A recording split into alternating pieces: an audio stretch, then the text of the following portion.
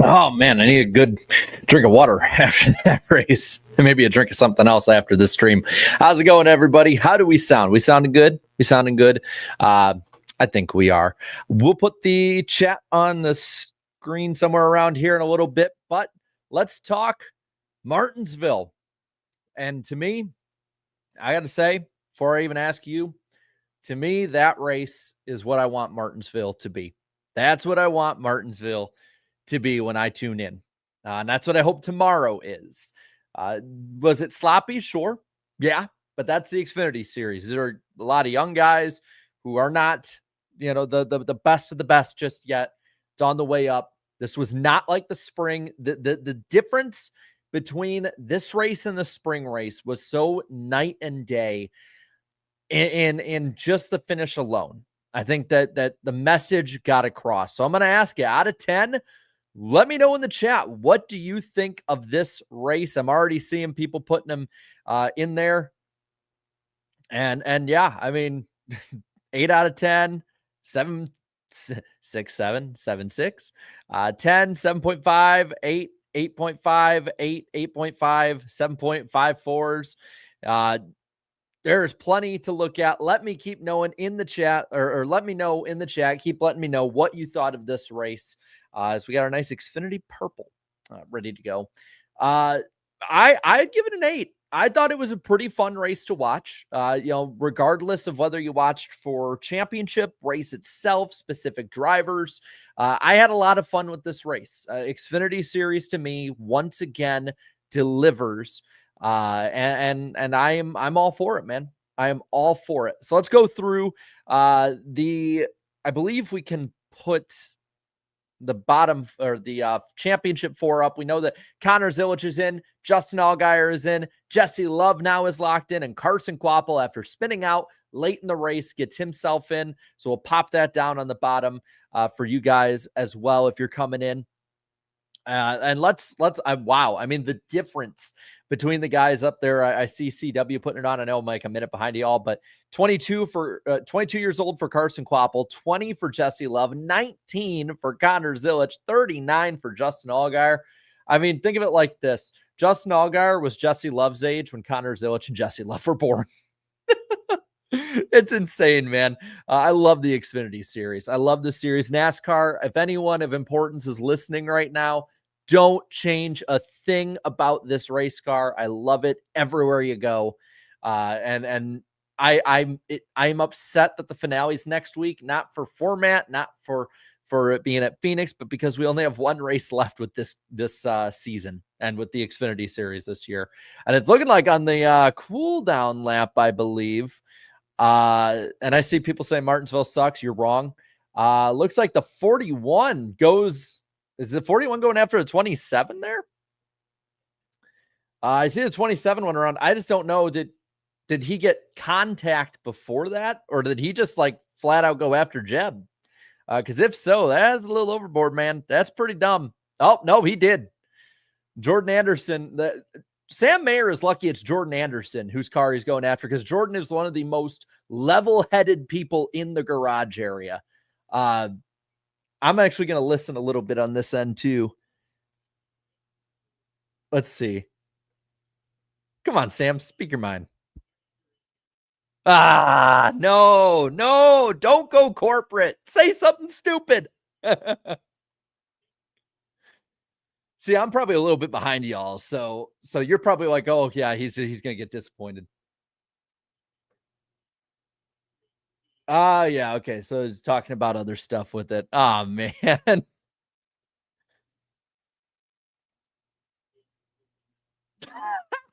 I love it. I love it, man. Listen, he's probably in the wrong.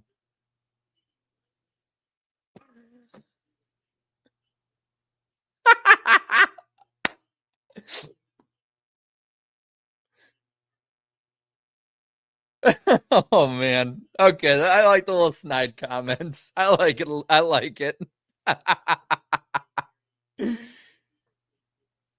Oh, I love that. He's just fast enough that he can't do something, but just fast enough to be annoying.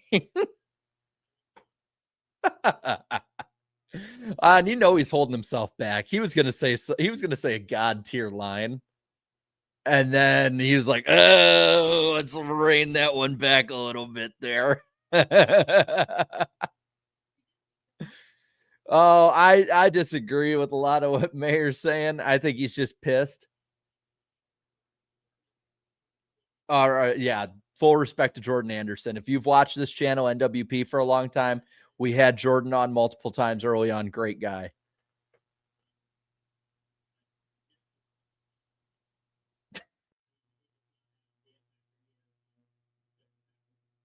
Oh, come on. Stop holding back.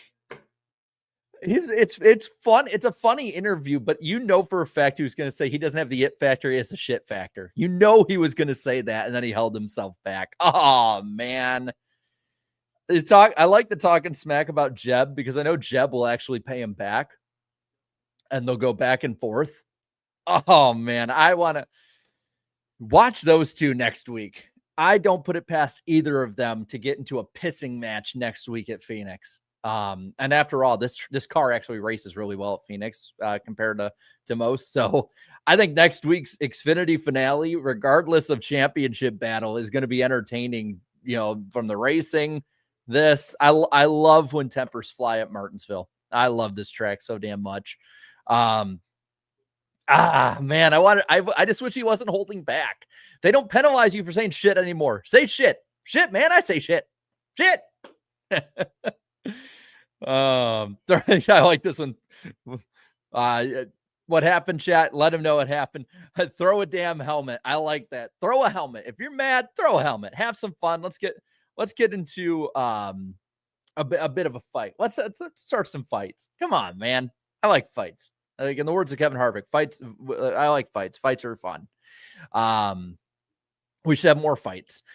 Let's look at the finishing order of this race, and then we can talk a little bit more about what happened, some of the big moments, and all of that. We're a little late on this, but 2 hours, 6 minutes, 28 seconds was how long this race went. We went into overtime, 253 laps, 9 cautions, 71 laps of caution. Much better ratio than the truck race had, that's for sure. 11 lead changes. Taylor Gray gets into victory lane. Sweet, sweet redemption for the 54 team. I've been, and I should have, he was on my list. It was between Almirola and Gray were my picks. Like I can prove it. I can prove it. Right? I'm going to cover everything else having to do with the podcast info, but see right there, Gray. He was the only one left on my list. I should have picked him. I had this gnawing thing in my brain, like you should pick him. I'm like, nah, Almirola is a smarter pick. Redemption. I've been hammering it though all year. I believe in Gray. I believe that Taylor Gray has more talent than people give him credit for. I believe this 54 team is better than they probably have shown early in the year. I'm really happy he got redemption at Martinsville over Sammy Smith, of all people, who it was. I sort of got, I had deja vu. It was the exact same scenario set up of the fact the 8 could have went in and just cleared his shit out. And instead, credit to Sammy Smith, who finished second. He played it respectfully. He could have went in there and completely cleaned him out and probably scooted on and gotten the win and put it in NASCAR's hands of being like, hey, call me out if you will. I don't care. But he raced respectfully. He raced clean. And I think he gained a lot of respect from drivers. I would say fans. Listen, he lost today, but that kind of driving and to take care of your competitors, I don't care what system it is, that pays forward. That is paying it forward as a driver on the racetrack. The meta has been to just rock them, sock them, knock them out. And he had that restraint. I guarantee you that he probably had a bit of a talking to prior to this week from Allgaier and probably Dale Jr. and the elders around him. Smart move on his part. I see he's getting interviewed on CW on my end. I respect, major respect to that. And we're rightfully, my hair's all over the place. We are rightfully ripping on people for driving like dumbasses. I think it's okay to say that it's good when they don't drive like dumbasses. I get that some people roll their eyes at that. I get that a lot of newer fans think that's stupid. It's not. Like that, it win through talent, not through dumbassery. That's the way that I see it at this point. And I like that. Yeah, it's good racecraft. It's smart. And I see this blah blah blah. Nobody pays guys to finish second. A second place finish is amazing. Still, it is still a great finish. And I don't think it's the second that I'm talking about. I'll say this. It's not the finish today I'm talking about. You got to see the big picture too. And if people see you race like a moron, they're going to treat you like a moron. They see you race smart, you're going to earn respect from those. Because if he races like that and gets up to cup and races like that, you're going to see the same thing we've seen from other guys where they're going to take care of your shit. They're going to take care of you and get you. You're going to learn. You will learn. So I think that was the right way to go about it. And I saw I just got interviewed. I see Creed's getting interviewed now. Credit to the CW for their remote. I don't like that. Not as bad as Fox, but I still don't like it when they're only like 100 miles away or whatever. But hey, I'm willing to call out good and bad in my opinion. So Gray first, Sammy Smith second, Brandon Jones comes up short in the third spot, Sheldon Creed fourth. He didn't finish second today. You know, they were asking before the race, like, what's it going to take to not have to finish second again? Well, it's to finish behind three other guys. Eric Almirola with the fifth place finish, Jeb Burton sixth, Mayer in seventh. Those two got together after the race. You'll love it, even though Sam kind of shut down and went in corporate mode. You could tell the personality was trying to claw its way out. But Dean Thompson in eighth, Connor Zilich, another terrible finish tonight. He gets ninth. I think that team will be just fine heading into next week, honestly. But you never know. Justin Bonsignor, I love that name, finishes 10th in place for William Sawalich. Harrison Burton, after starting on pole, gets an 11th place run. Quiet night for Austin Hill in 12th, Corey Day 13th, Myatt Snyder 14th, and Ryan Sieg in the 15th spot. Alfredo 16th, Staropoli in 17th. Carson Quapple, after being spun, restarting in 30th, claws his way up to 18th. Good enough to advance him as well. Much better car than that, and probably should have got a top 5 tonight. Nick Sanchez in 19th, Perkins 20th, Kyle Sieg in 21st, Ryan Ellis 22nd. Now, I don't usually focus on Ryan Ellis, but I think you should for one specific reason. He got fired as he strapped into the car. Now, I'm assuming that this was decided beforehand, but the team decided on a really odd timing of the announcement of him leaving the team. DGM Racing tweeted out literally on lap 1, like right after the pace laps, lap 1, DGM Racing will part ways with Ryan Ellis, driver of the 71 Chevrolet, following championship weekend in Phoenix. We wish Ryan the best in his next chapter and look forward to finishing the year strong with Classic Collision on board for our last race together. Why announce that as he is taking the pace laps? I don't get it. I don't understand that. That is not probably the way that should have been done. I get they probably decided this weeks ago, but to announce it like that is like spitting in the face of your driver, in my opinion. I mean, it's just such a bad look. But it's funny as hell. I'll say that it is funny as hell. So Ryan Ellis finishes 22nd, 23rd, Jesse Love, and he did not look all that great tonight, but he gets through.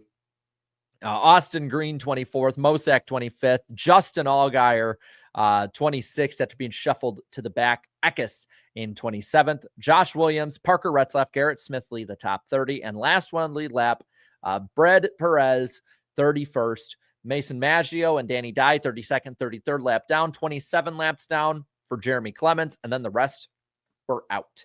Butterbean Queen in 35th, Brandon Poole in 36th, Koga in 37th, and Annunziata in 38th. So we will pop that on the bottom. If I said somebody or spelled somebody's name wrong, let me know. And we will read those super chats at the super chat cool down lap. But I have held off long enough on this, and I know you guys like when I do this now. After last night, there you go, everybody. You are now on screen. Welcome to the show. Let's talk a bit about this race. So this race, to me, like I said, I think is what I want most of the time with Martinsville. Maybe a little sloppy here and there, but to me, that's all right compared to what we had. But when you look at who led the amount, like which amount of laps, it was actually a pretty damn even show for the most part. I thought Almirola had the best car early in the race. You saw this with how well he was able to race. He was able to lead. Allgaier, of course, winning at first stage. But with that, though, I mean, one of the things I noticed about the first stage too is you had the 19, the 7. They were like I think the better ones to start with. If you look at the laps led, Taylor Gray and Eric Almirola both led 52. 32 for Sam Mayer, 16th for Harrison Burton after a great qualifying run, 40 for Carson Kvapil, 36 for Justin Allgaier. It was a very competitive race. It was a very, very even race at the top. And you saw the comers and goers, which is what I like about Martinsville. What I notice about the stages is that the guys that got in, right? The guys that got in tonight, Jesse Love, Carson Kvapil, 0 stage points on the night, from what I can tell. I'm looking back at it to be sure with my notes, but yeah, Kvapil, I should say, got a stage win. Right? I missed that one. Love, though, didn't. Kvapil, though, those points were the difference in a lot of ways. A lot of ways tonight. Trust me, it was the way he was able to run that last run was due to the stage win. And again, you see how much of a difference that makes. Another part I want to say about the start of this race, the first half of this race, I want to give credit to Butterbean for being up front a ton in this. Like, he's going to be a factor when he get, full time of trucks next year. He's going to be a factor. He finished 3rd in the first stage, 2nd in the second stage, was up front a lot of that race in a car that has not been competitive really at all. He had tire disadvantages in a lot of those positions too, able to stay up front. Credit to him. He's going to be a lot of fun. But yeah, I mean, looking at the way the points had really leveled out, that second stage is huge for the one team. Again, I kind of like have the same feeling about this Final Four as I do of last night's, where the 88's the one who deserves it, right? Like the 88 is the one who deserves it.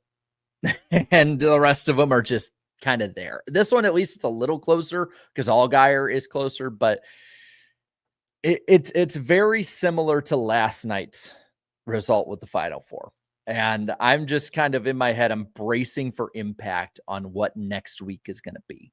Now going to the final stage, this is where the 54 really starts coming on strong. And he had a great battle for like 10 or so laps, I want to say. Might have been almost 20 laps, honestly, where the 54 and the 19 are battling through traffic. Gray is trying to like just get that bottom working. The 19's trying to pin him down. I loved that. Absolutely loved seeing them going back and forth like that.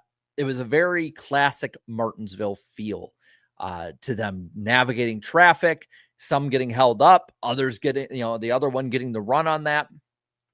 I thought that was a lot of fun to watch. And then, of course, once the caution comes out, that's when the 54 really took control of this race. And while he was challenged, kind of, for the most part, he was in control of the last 50 laps of this race, give or take. There was some back and forth. There was a point where the 54, the 19, the 20 are all under a blanket. There was the point that the 8 was getting up there, and the finish, of course. But more or less, that was Gray's race to lose again. And credit to him. I mean, just credit to him. This is one of the most difficult tracks in NASCAR. And he went out there and outdueled somebody who's been racing here for 20 years, in Eric Almirola. Say what you want about Almirola. He's got the experience. He has that kind of just talent and wherewithal of this place. I think that should be really put out there. He outraced guys who were desperate and doing things with their cars they normally wouldn't do, going just to the ragged edge. I know that the Grays got a lot of flack early on in their racing careers, especially in NASCAR. But credit to them. They have gotten better and better as these years have went on. I really liked it personally. I'm seeing people going back and forth on the chat. I really liked it. Yeah, it was an overtime finish, sure, but it was a clean overtime. We finished under green. It's about, in modern NASCAR, especially Xfinity Series side of it, that's about where I want. Now, don't get me wrong. Like I said, I think they've both gotten better. That does not mean I think that they are top tier guys by any means. I see Noah Coleman put Tanner still mid. Sure. Yeah. Taylor is way better. Sure. I agree with that too. But props to them. They have gotten much better since those. I mean, there were times that I'd look in my chat and y'all would be calling them wrecking balls. And that's not the case, especially with Taylor anymore. He has really matured as a race car driver. And I can't wait to see what he can do going into next year. Especially since the Xfinity Series field next year is going to be noticeably different in a lot of ways. But yeah, overall, I'd give it about an 8 out of 10, man. I thought it was a really good race. I thought it was a lot of fun. Sure, there were sloppy moments. It was not like an all-time classic. But when you look at what we had in the spring race compared to now, I mean, the improvement is very much needed.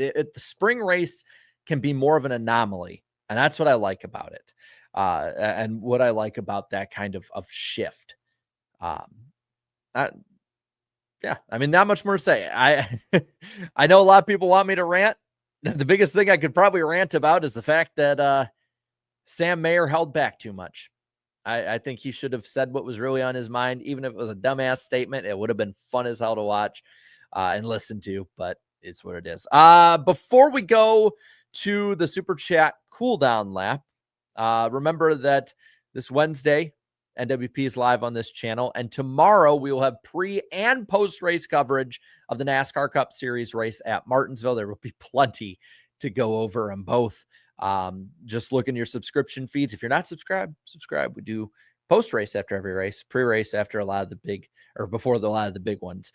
And with that, I think we can head to the Super Chat cooldown lap. Now I'll have to probably take you guys off real quick so that I can actually show them without being completely covered. But thank you guys so much for waiting. Andrew Winslow says, Jerry. Are y'all going to like do a Jerry Springer level chant for me? Like Jarrett. I honestly probably don't. Like, I don't want to be associated. Let's see. I'm honestly shocked we didn't have a dumpster fire style finish this time. I am too, but happily shocked. I'm happily shocked we did not. Jeffrey King says Chevy will win the title. Yeah. It's 3 JRM cars and an RCR car. So Chevy has the title in hand. Oh, geez. Skip the line. I was meaning to hit that one. There we go. And you spelled my name right. Hey. Everyone always spells it Jared or gives it extra R's and T's. Like, we don't need to waste the letters for sure on that one. Thank you for being a member. I welcome to I don't know, what do we call it? Welcome to the Iceberg. I mean, I don't know. I don't know what we call this thing. Joshua says, if you want further entertainment, feel free to find out what sort of smoke is billowing with Dylan Smith. How much more beef is there to have with the playoffs are no more? Before the playoffs are no more, and will he be fired? Yeah, I saw that stuff. I'm not going to comment on it. If it's real, not a smart move. Not a smart move. And now here I am, like, holding it back.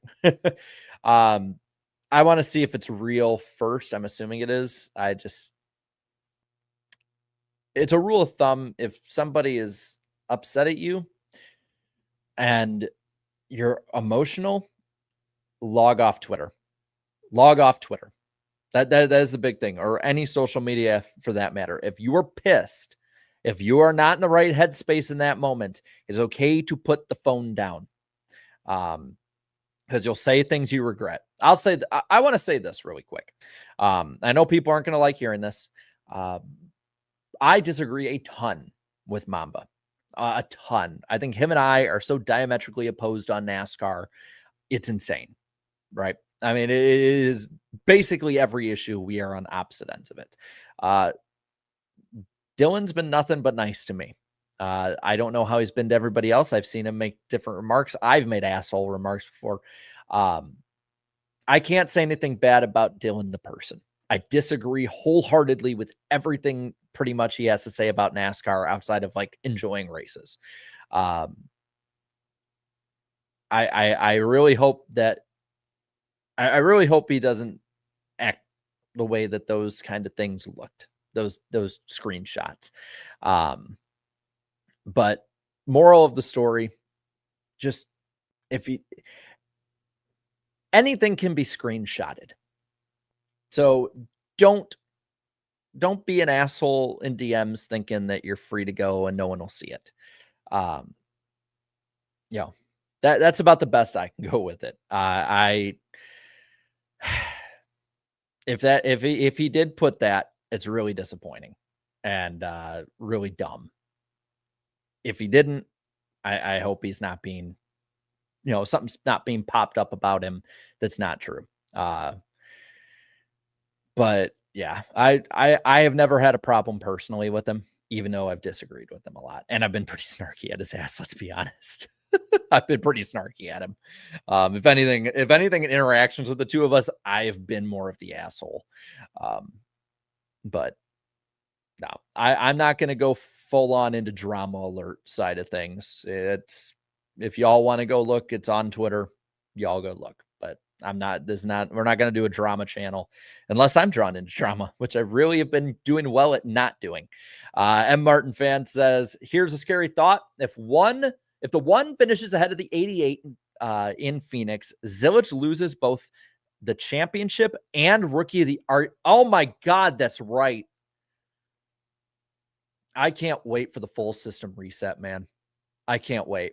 I hope to God that we can get full season points, but just in some way we can let's reset a lot of these dumb rules, the dumb tiebreakers, the bad championship formats, a lot of this stuff, because there is no way you can convince me that anyone deserves rookie of the year or that for that matter, being a champion over Connor Zilich this year. He has been far and away the best.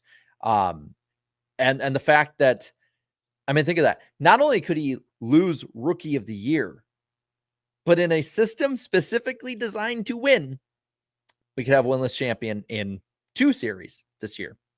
So, oh man, I feel like we're like less than a week away with the trucks, a week away with Xfinity. We are so close to another giant explosion. And at that point, it's just going to take over the whole offseason until lawsuit stuff. And there's a lot of free agency stuff that's coming up in the offseason. Like this offseason actually to me might be really, really entertaining.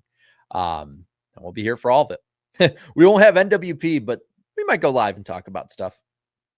Plus, we might actually have NWP if we go all the way to the lawsuit goes all the way. Like we will go live with me, Danny, and Eric in the offseason with that for sure, covering all of it. So this offseason is going to be a spicy one. And then and that's the thing, like if we avoid it, if like Heim and Zilich win the championships, I think that is the best case scenario for NASCAR. They avoid a huge stink storm of negative press and all of that. And then you also add to the fact that, you know, honestly, maybe that might not. Maybe they might want it so it can distract from the lawsuit. I don't know. This, like I said, this is going to be a very spicy offseason in November and December. And then they're going to announce a new format, whatever it is, in January of 26, more than likely. That's historically what they've done in 04, in 07, when they did little updates to it in 2011 and 2014, and I think 2017 as well. There's, I mean, it's historical that, you know, like historically shown NASCAR does these things in January. God, man, we really, I mean, big news wise, we really aren't getting that much of an off season. We're getting like a Christmas break, like you get like back in like, you know, winter break or Christmas break. I mean, I went to a Catholic school, so it was Christmas break for us. Like that's what you're getting this off season. You're getting a small little break for the holidays, and then it is right back into the shitstorm, baby. It's going to be fun. I'm looking forward to it, and we'll probably go live. We'll probably go live a few times talking NASCAR this off season, and that's before I even say I might be doing NASCAR 25 streams at some point soon.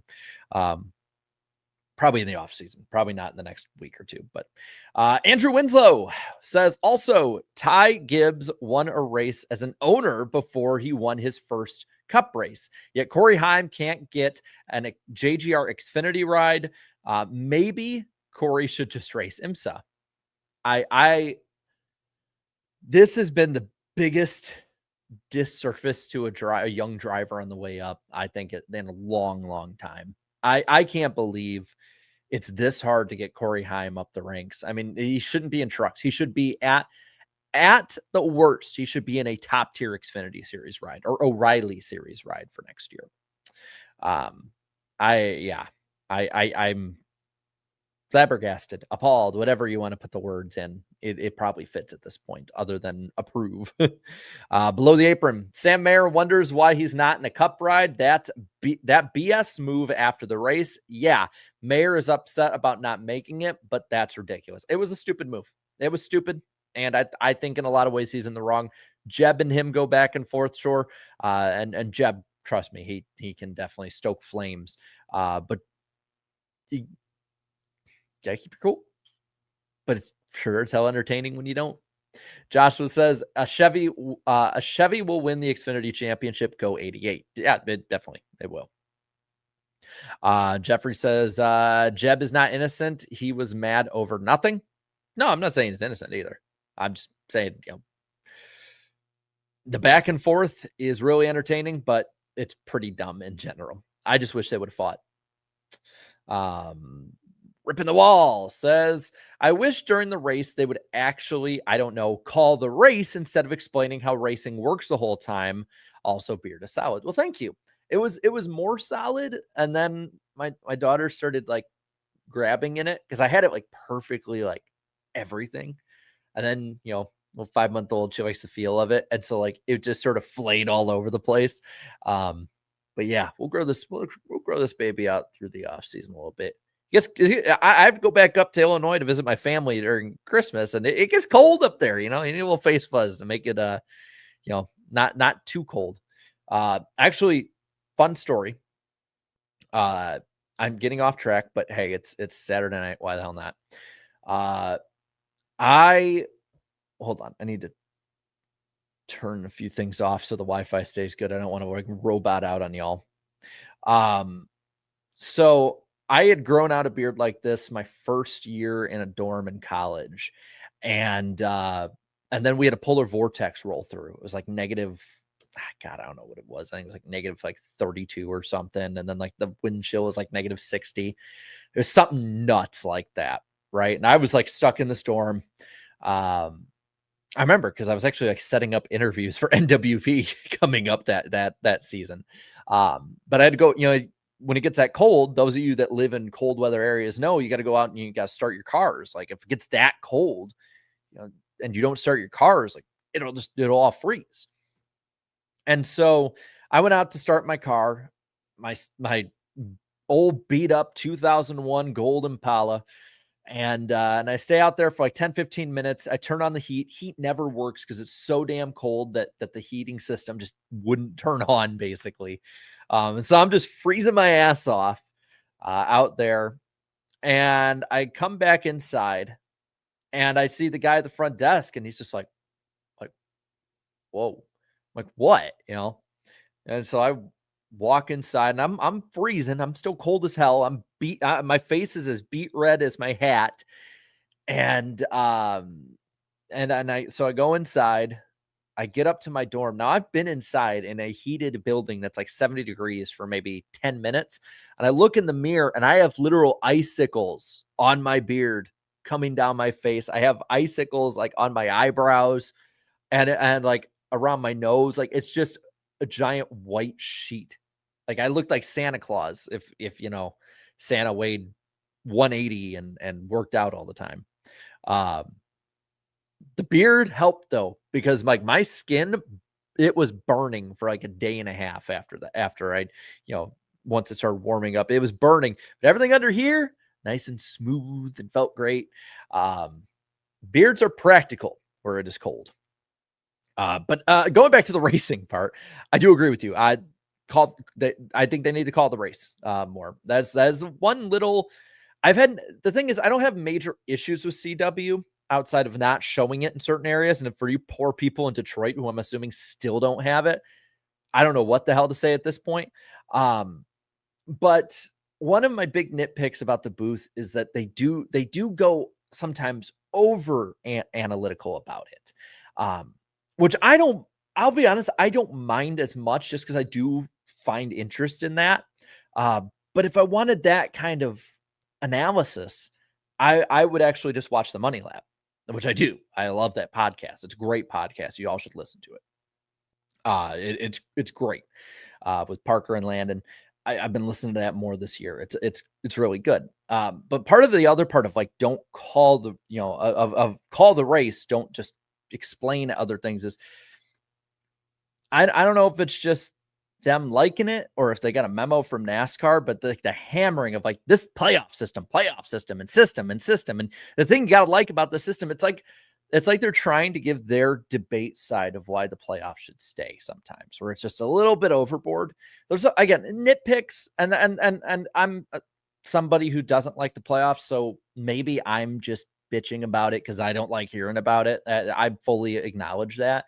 But I think that is a few of the nitpicks I definitely have kind of with the CW group. I still think for a year one group, that's not prime, that has like a million Bezos resources and billions of Bezos dollars pumped in. I still think that CW is pretty damn good this year and solid. I would say they're better than Fox. That's for sure. They're definitely better than Fox. I think they're better than TNT. Not better than Prime.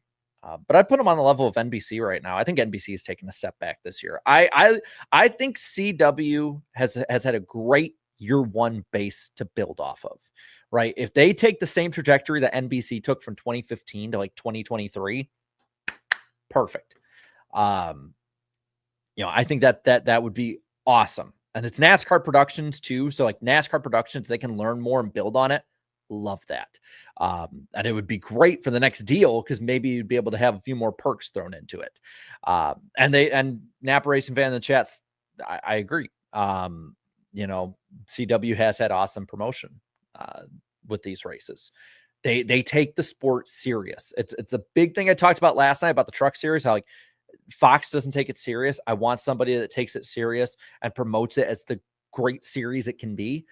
That's what CW has done with the Xfinity Series, and it has been, in my opinion, a godsend for this series. And I hope that if they can improve next year, we're going to have a lot of fun. I just hope they improve. I hope if we have more of the same, those nitpicks turn into problems. Another one here, Mayer was wrong for his stupid act as well. Yeah, I think it was. Young Money says Sam Mayer needs to be 100% suspended next week because that was more stupid than what Hill did at Indianapolis. I don't think it was more stupid. It wasn't under green flag conditions. So in the sense of speed, even at the track in general, but just in the context of the race, it wasn't best. Cool down lap, I don't like that. I'm kind of with Larry Mack on don't beat him up in the cool down lap, like go and beat each other up out of the car. I don't think you should be suspended, but I definitely think that I think maybe a fine will happen this week. I don't think suspension is warranted though. Allgaier is deserving. He has 3 wins and should have had 5 if not for Chris Wright at Texas and Larson at Indy. I get the argument that he is. Maybe Racing Reference has it up right now, but I feel like Connor Zilisch has just been head and shoulders at a full season way better of a performance than Justin Allgaier. Allgaier is the only one that I can be like, if he wins it, I can be like, all right, I can tolerate that because he has been really damn good this year. But Jesus, I mean, hell, if it was a full season points format, Allgaier would still be mathematically not eliminated. So I guess there's that. He's 57 points back. He would definitely have to win and have won the stages or great in the stages, fastest lap, and Zilisch finished like last. So he's the only one you can make a semblance of an argument for about that. The rest of them, though, no. I mean, not at all. I mean, I'm looking at the rest. Jesse Love has scored 200 points less than Connor Zilisch this year. Carson Kvapil has scored 319 points less than Connor Zilisch. He scored 119 points less than Jesse Love, who scored 143 less than Justin Allgaier. So I get the argument, and I think it can be made. I just don't think it's a strong one. Let's see. Michigan Man says, should I feel good about Chase Elliott tomorrow? Fasts in practice and Blaney starts out back. I said it on NWP on Wednesday. I'll say it again. I said it in my videos as well. Don't count Chase Elliott out. This is a really great track for him. This team has gotten faster at these shorter ovals. And I think it lines up really well for him to compete up front and be in the mix. I think his biggest competition is going to be, of course, Blaney, more than likely. Because long race, he can get up there. Kyle Larson has been insanely consistent, top 5 speed just about every time they show up.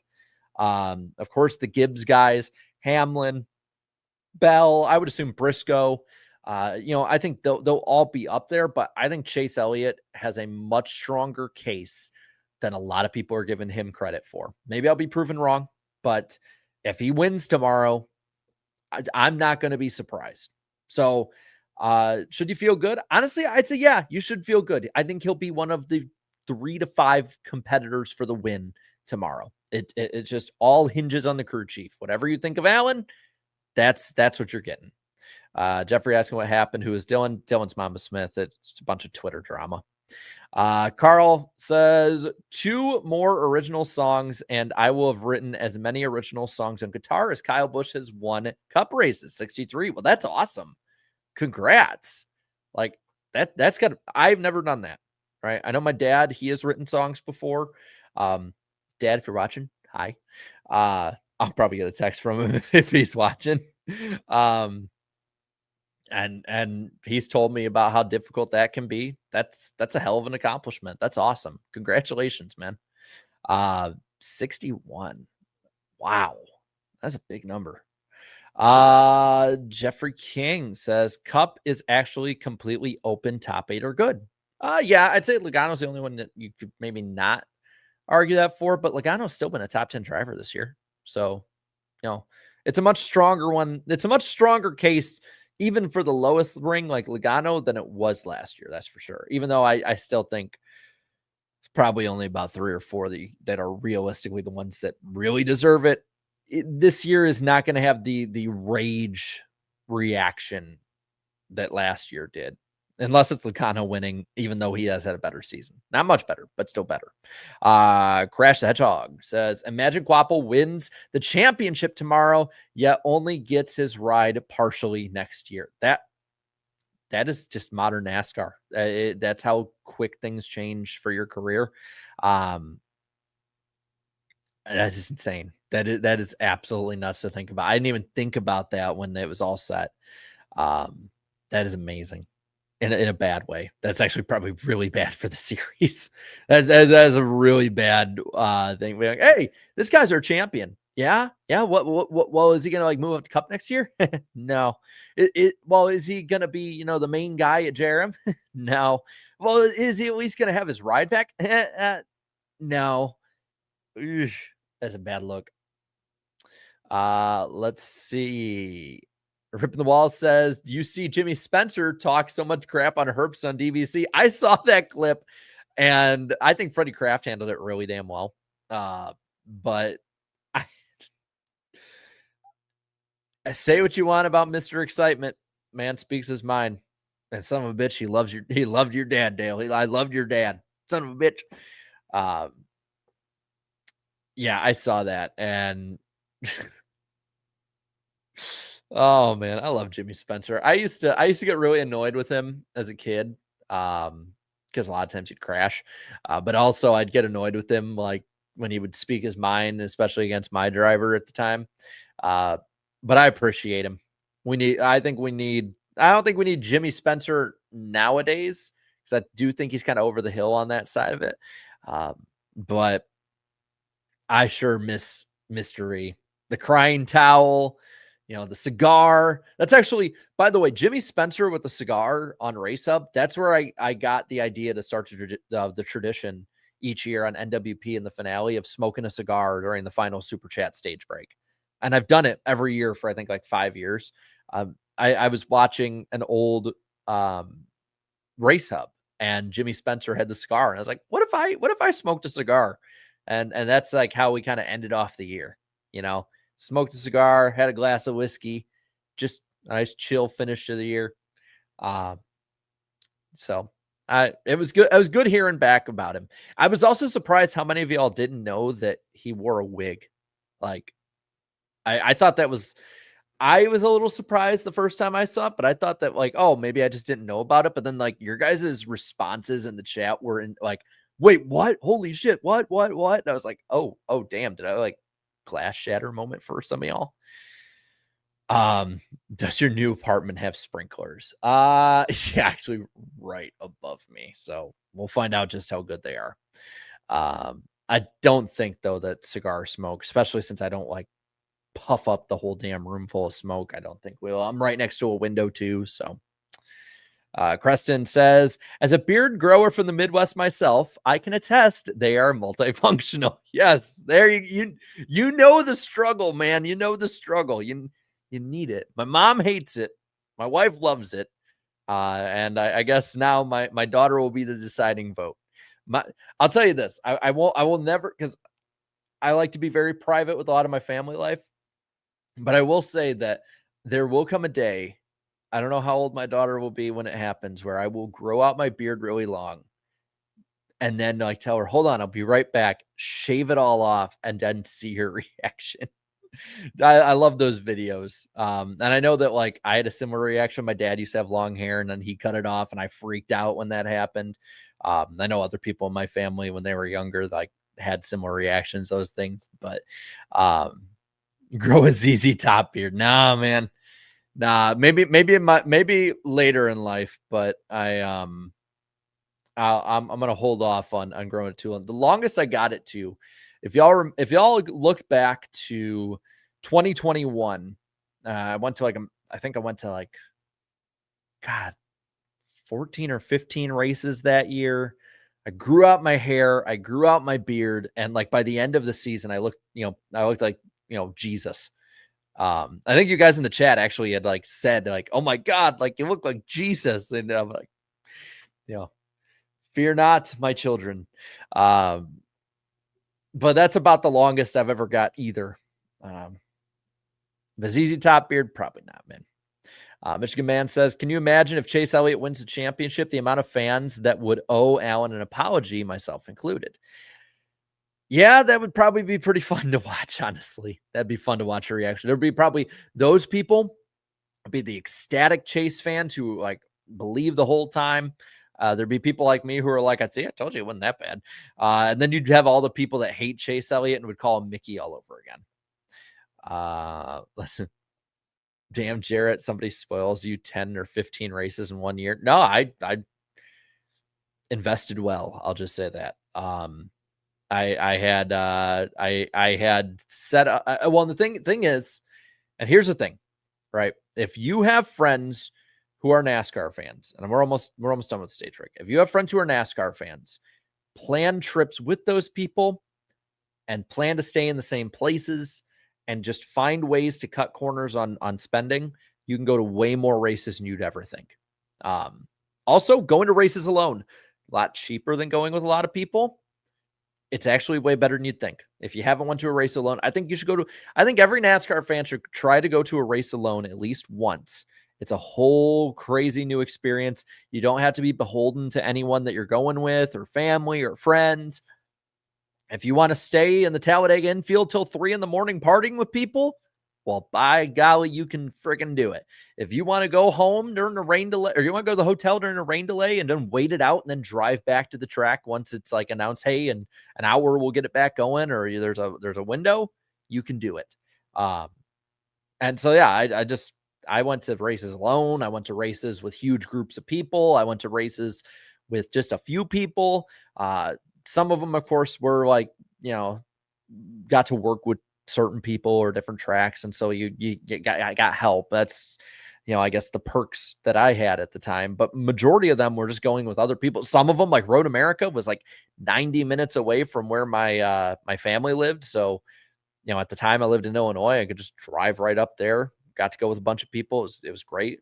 It was a great time. And I won't go to probably 15 next year, but I have a lot on my radar next year. Stay tuned in 26 to see. Where do we go? I think Ripping the Wall has the last one. We set the moment. So KFB has speed now. Crew chief was the problem. Qualifying and practice speed is way different than race speed. I'll just say that. I even if he's really fast or good tomorrow, one race does not wipe away years of mediocrity. So, but maybe the crew chief makes a difference. I don't know. Maybe different changes behind the scenes make the difference. I don't know. But I hope he's pretty good. I think that will do it. So we will be live tomorrow before the Cup race and after it. Special fun things we like to do at the big races in the end of the year and stuff. And maybe we'll do more in 26. So tune into both. We'll have the pre-race probably up an hour before we go live, whenever that is. Just subscribe if you're new. Check subscription feed if you're not. Post race we'll have up during the whole race. Come hang out. I'll probably be chilling in there with a bunch of you guys reacting to different stuff, and maybe it'll be like last year. This race actually last year was my most watched live stream ever for concurrent viewers. I think we peaked at like 2,600 people watching as the craziness was going. So almost closing in on 3,000 people watching me bitch and moan about it. Yeah, I mean, that was a wild night. That was a wild night. And maybe it'll happen again. Tune in regardless. We'll have a ton of fun talking about it. 4 races left this year. Cup race tomorrow, and then the triple header season finale. We are closing in quickly. In 8 days, in this time in 8 days, we're done for the year. So let's enjoy the last bit of time we can spend together. Thank you guys so much for coming on in. I can't wait to hang out with you guys. Enjoy the rest of your Saturday night without me yapping on for almost an hour. And have a great night, y'all. Bye.